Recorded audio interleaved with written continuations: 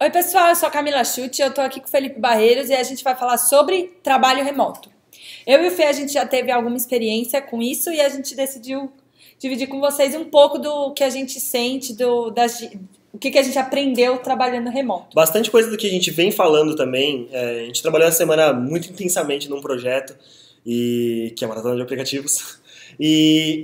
Eu tenho algumas discussões sobre se valeria a pena, se a gente conseguiria fazer tudo isso online. Mas a Camila, não sei se vocês sabem, ela trabalha online numa ONG.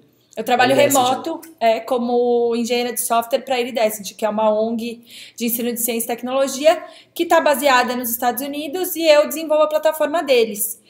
E para mim funciona muito bem, mas a gente estava discutindo antes de começar o vídeo, é complicado, principalmente quando você tem uma troca muito grande de vai e volta, você não tem as tasks muito bem definidas. Eu acho que a eficiência nesses casos Mas é mais aí você precisa de um microgerenciamento? Porque assim, uma coisa bacana, eu vou trabalhar num projeto, por exemplo, no trabalho que a gente tem hoje na FIAP, a gente mais ou menos sabe o que a gente tem que fazer, a gente corre atrás daquilo que a gente tem que fazer.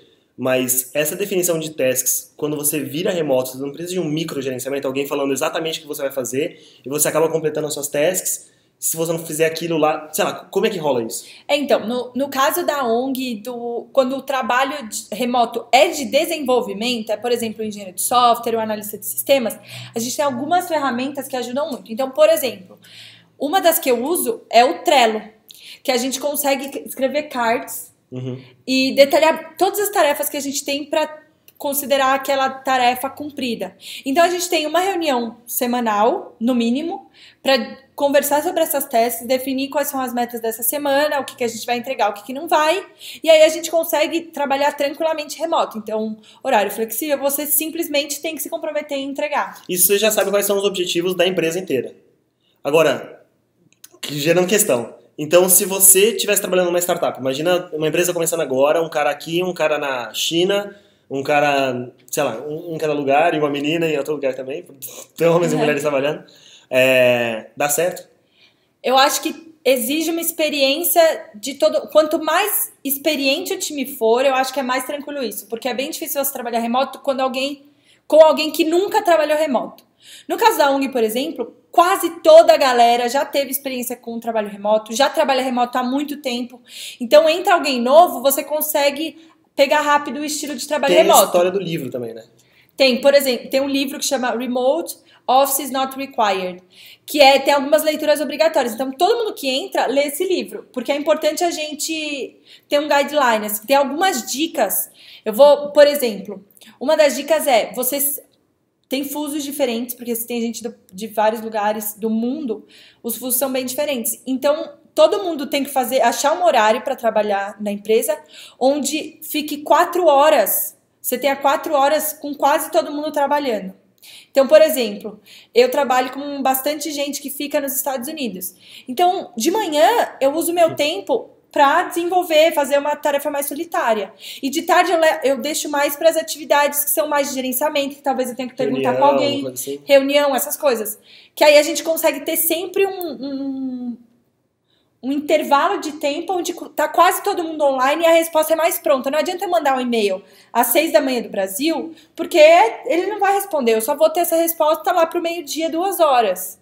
Então, são algumas dicas desse tipo. Outra dica que foi muito importante para mim também, separar a vida pessoal do seu trabalho. Porque quando você trabalha remoto, não tem alguém... O teu escritório é a tua casa.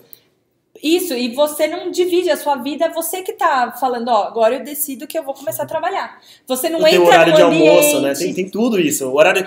Eu trabalhando na HP, eu trabalhei exatamente com isso. E eu via... Primeiro, eu tinha uma tarefa, eu sabia o que ia fazer, então eu era instrutor de engenheiros, eu instruía os engenheiros, então eu sabia qual material eu tinha que ler, qual material eu tinha que preparar e tudo mais. Mas é muito bacana, porque assim...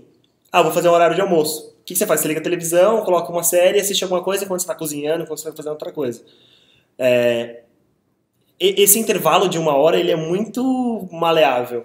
Você pode acordar 5 para as 9 para começar a trabalhar às 9. Ou você pode trabalhar até 2 horas da manhã para continuar seu trabalho. Você pode começar mais tarde, consegue começar às 2 horas da tarde. Isso é incrível, mas nesse livro, nesse Remote, ele fala, uma das primeiras frases é que liberdade também é escravidão. E isso é muito sério, gente. Quando você trabalha no remoto, você não divide a sua vida pessoal. Então, pra você é muito confortável acordar às 9, você continua trabalhando. Se você não tem nenhum compromisso, você trabalha até às 10 horas da noite. E quando você viu, você tá trabalhando 15 horas por dia. E não é saudável. A gente sabe que em alguns momentos a gente precisa trabalhar mais. Mas não é saudável você sempre trabalhar 15 horas. Você não dá atenção pra sua saúde. Você não ter horário de almoço. Porque como é tudo meio misturado, sua vida pessoal e seu trabalho... É engraçado que, complicado. Por exemplo, você pode correr no parque às 4 horas da tarde. Você fala, nossa, mas que vagaba. Não, você tá trabalhando, só que você tá tirando isso pra outro conceito. Sei lá, você vai... Porque você prefere correr às 4 horas da tarde, porque não tem trânsito, dá pra voltar pra casa e tudo mais, você consegue fazer isso. Vai fazer compra 1 hora da tarde, 2 horas da tarde no mercado. E se você for tem que ser bem consciente disso aí, super organizado. Porque senão você vira louco. Sim. Primeiro que você não consegue trabalhar, porque tem muita coisa ao mesmo tempo. Porque, assim, existe uma rotina que você segue pra você ir pro trabalho. Você acorda, toma banho, toma café, escova o dente, pega o carro, ou vai de ônibus, ou vai de trem lá e chega no trabalho. É diferente quando você tá dentro de casa, acorda, você pode trabalhar de pijama, você fica meio misturado, daqui a meia hora eu como, deixa eu ler os e-mails, começa a trabalhar assim. E nesse livro eles falam que é importante você fazer essa divisão de vida pessoal. Então tem que acordar, tem que tomar banho, tem que ter uma mesa onde eu estou indo sentar para trabalhar. Eles falam até para ter 2 computadores ou 2 ambientes totalmente diferentes, 2 usuários diferentes, que seja a mesma máquina. Porque estou logado trabalhando. Aqui eu não vou ficar no Facebook ou qualquer coisa do gênero. Não então sei. O que eu tô fazendo é péssimo. Eu tenho o mesmo e-mail, eu tô redirecionando todos os meus e-mails da FIAP pro pessoal. Mas você ainda tem uma rotina, você acorda, você vem pra cá, tem todo um ambiente. Tem toda mas uma eu reparei isso mas... hoje, porque todos os meus e-mails, assim, tem calhado de e-mail agora. E eu vejo, tem vários com a tagzinha FIAP. Tá. É complicado isso. Eu vou tentar, pelo menos me reorganizar nisso. E o último comentário que eu queria fazer é que nesse livro, no Remote Office is Not Required, é muito bom, leiam. É da 37 Signals. Deixa eu colocar na descrição do link também. É incrível. E ele fala uma coisa que eu nunca tinha reparado. Ele começa o livro te convencendo o quanto escritório é um ambiente improdutivo. Ele te convence que é ridículo e que é uma convenção social e que as pessoas são muito improdutivas naquele cenário. Porque ele fala assim, você está trabalhando num negócio, você não pode ser interrompido. Aí chega uma pessoa. Então, vamos tomar um café lá? Vamos almoçar? Seu horário de almoço, quando você está com mais gente, demora mais. Você espera a pessoa, não, então eu vou esperar você acabar isso para fazer isso. Quando você está trabalhando remoto, você pensa muito mais, por exemplo, para mandar um e-mail. Mano, será que eu não consigo fazer isso aqui rapidinho? Será que eu não consigo resolver isso? Eu preciso mesmo mandar esse e-mail ou eu posso simplesmente cutucar o Felipe e falar, ô Fê, pode fazer isso aqui para mim? Então, de fato, você começa a reparar, principalmente eu que tive essa experiência de trabalhar remoto, que eu comecei a minha vida no mercado trabalhando remoto e depois tive essa vivência de escritório, pra mim era muito claro, assim, enxergar o quão improdutivo às vezes o escritório pode ser se você não for disciplinado. Você acaba perguntando mais do que você devia, você acaba recorrendo mais aos outros.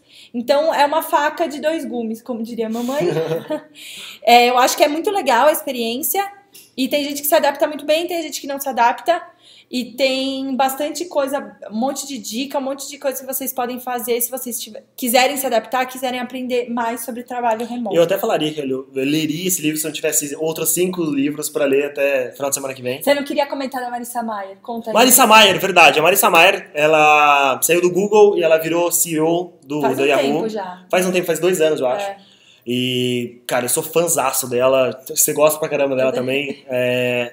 E ela, quando ela chegou no Yahoo, falou assim, todas as pessoas que trabalham remoto não vão trabalhar remoto mais, vão pro escritório.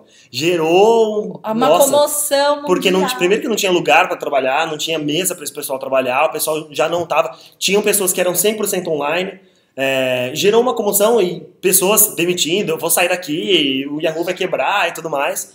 Porque ela falou assim, tem uma improdutividade enorme dentro do Yahoo. As pessoas vão voltar, mas vão voltar quando tudo estiver alinhado. Quando as pessoas realmente precisarem ir para lá. Então, houve sim uma forma de vão voltar pro escritório, mas as pessoas acabaram começando a voltar. Isso quando você cria uma